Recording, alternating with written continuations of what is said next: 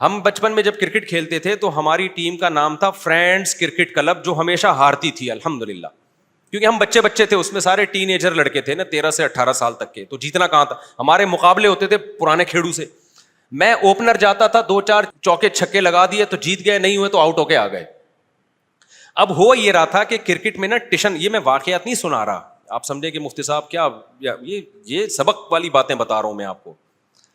اب ہوا یہ کہ جیسے کرکٹ میں نا ٹیشن بہت ہوتے ہیں, کوچ ہوتا ہے وہ بیٹھ کے میٹنگز کرے گا, ہوتا ڈرامے بازی ہے, کچھ بھی نہیں ہے, بلہ ہے, گیند ہے, لگ گیا تو لگ گیا, نہیں لگا تو نہیں لگا. اس کو خام خامے عرب اسرائیل کی جنگ جیسا بنانے کے لیے نا میٹنگز ہوتی ہیں, چائے کی میٹنگز. اب ہم بیٹھ کے غور کریں گے, یہ اس دفعہ رضوان جو ہے وہ کیا تھا جس کی وجہ سے رضوان سینچری نہیں پوری کر سکا, اور کھلاڑیوں کے نام کیا ہیں, بابر نے اس دفعہ کیا تھا. ایکچولی وہ بابر دیکھیں وہ اصل میں اسٹریس اور ٹینشن کی وجہ سے, اور انڈیا میں میچ تھا. ابے بھائی کچھ بھی نہیں ہے, گیند بلہ ہے, کبھی تکا لگ جاتا ہے کبھی نہیں لگتا, اس سے زیادہ اس کو ویلیو دینے کی ضرورت نہیں ہے.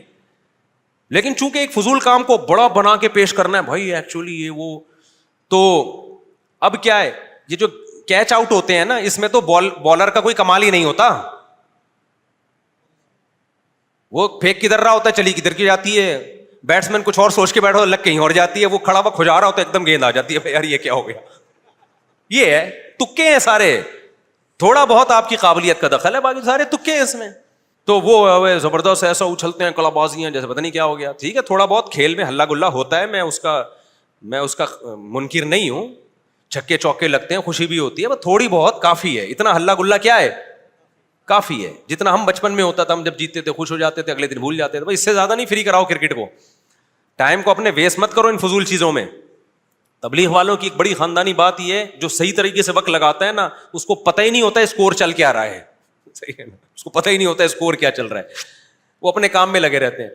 دینی پروگرامز کی پروفیشنل میڈیا کوریج کا بااعتماد نام میسج ٹی وی.